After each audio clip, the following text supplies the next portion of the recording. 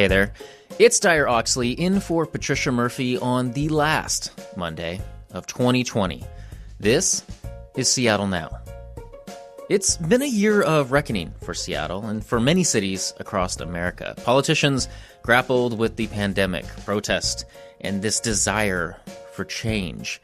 So, in a minute, KUOW 7's Essex Porter and Crosscut's David Kroman are here to talk with Patricia Murphy to look for lessons from a busy year in local politics and take a look ahead to how next year is shaping up. But first, our top stories. Nearly 100,000 out-of-work Washingtonians will get a one-time payout of $550 to help cover a gap in federal unemployment benefits. You see, despite an economic aid package passing with bipartisan support, President Trump had been holding out his own support, but he ended up signing the relief bill anyway late Sunday.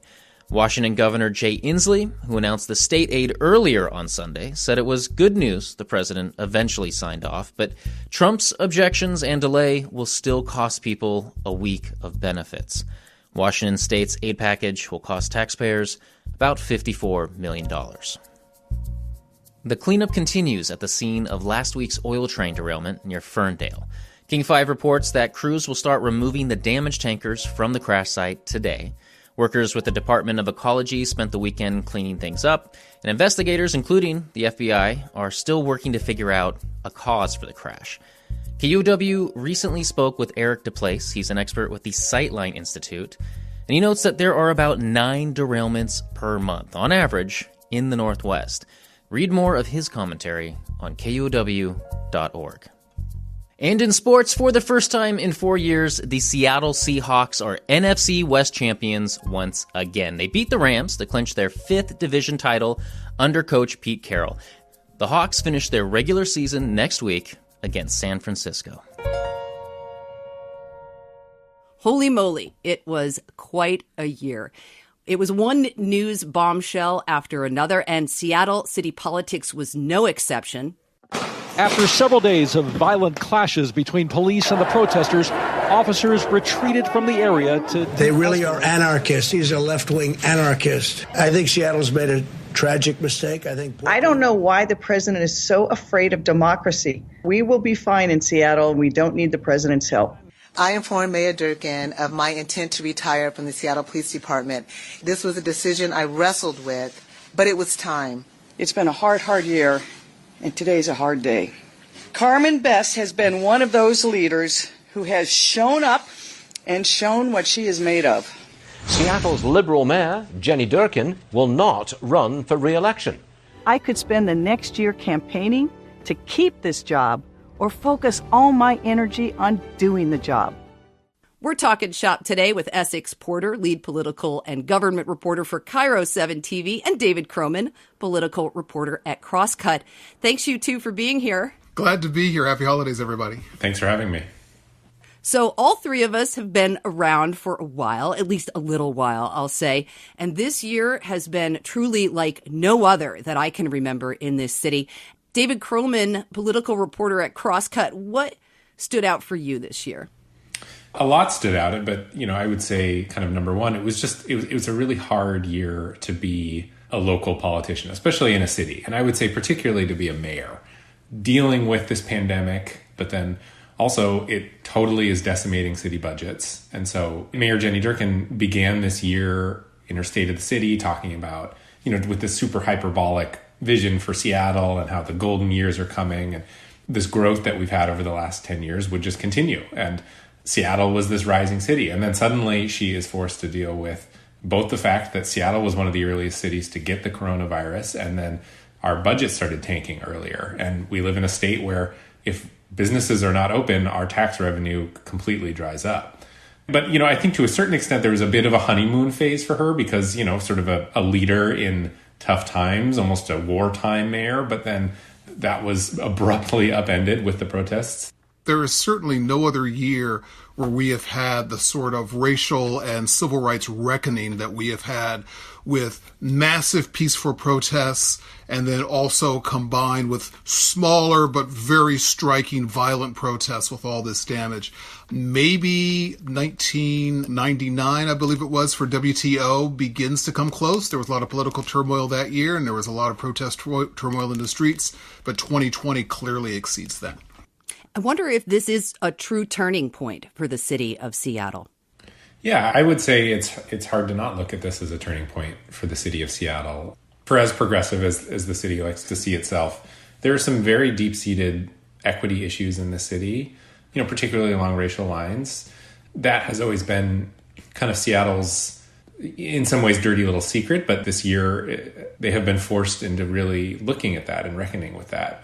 The city has not cut 50% of the Seattle Police Department's budget yet, as some of them have promised, and it's unclear if they ever will hit that number exactly. But as far as just sort of the paradigm through which the city has come to view public safety and policing, yes, I think that has fundamentally shifted. There are moments out there that are the inflection points, and we look back in history and see those moments in the civil rights movement. And if you are a leader and you want to go a different direction, part of what you need to do is recognize that inflection point, seize on it, and press forward. That's what people on the city council were trying to do. Our system, with the way power is diffused, the way things have been built up over the years, makes it very difficult to seize a moment and press ahead and make that sort of change.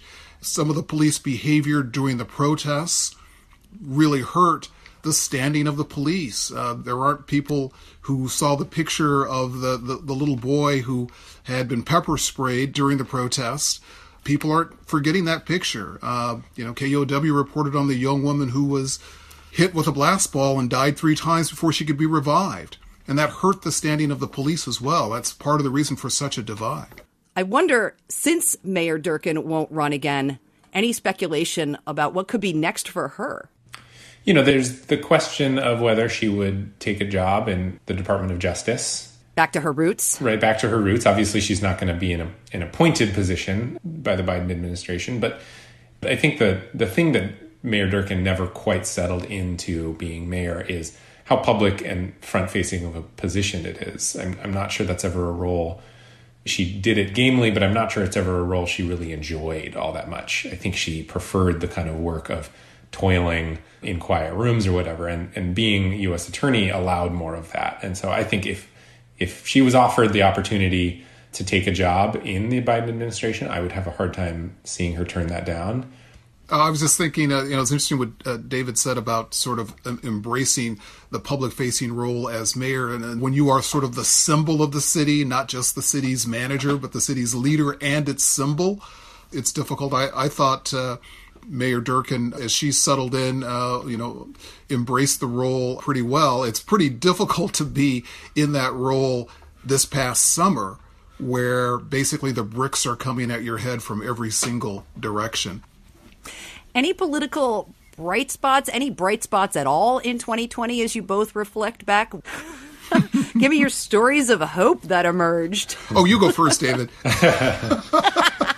Bright spots.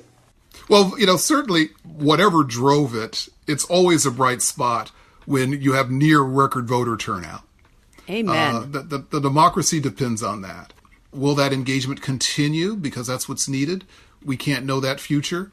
But Governor Inslee would probably consider his reelection a bright spot. He was approaching, not quite there, but approaching 60% of the vote for his reelection.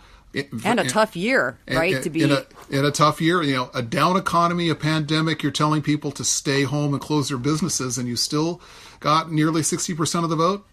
You can consider that a bright spot. I think it was his fatherly tone. Right. I felt like Jay Inslee became the state's dad through the entire pandemic. Now, I don't want to see you out there. You're going to get a phone call from I just thought his tone was very paternal during this, and I think it worked for some people. Right. I would say if there's a bright spot, we have just proved that we can make changes, and politicians can act if pressured enough. And I think that is part of the reason why we saw such massive protests, is because there was this realization of, well, if we can lock down our whole society, we should be able to address inequities and police violence and racism in our country as well. And I think that is a sort of awakening that is going to kind of translate to a lot of other issues. There's just not nearly the same level of excuse of, well, this is too hard that we used to have, because we just proved that we can make just incredibly drastic and dramatic changes, and we're going to have a much more politically engaged society as a result. It shows us what can be done, but it shows us just how hard that work is. And one thing I'll always take with me is sort of the extremely bright light that it shed on the inequities and the division in our society. We've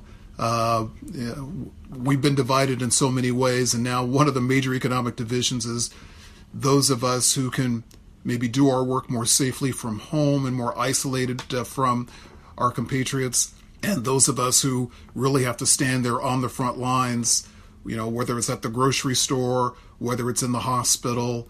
There are so many people who can't safely work from home, and a lot of those people are the people who are more toward the bottom of the wage scale. Those are the people who, may not have hope of actually buying a house in Seattle if they'd like to live here. So there's a lot of inequity that's exposed, and to me it's still up in the air whether we will do anything to ease that inequity. I've also seen tremendous acts of kindness in my neighborhood groups, with neighbors reaching out to neighbors. And I think that is a revealing thing about our city as well, which I find heartening every single day.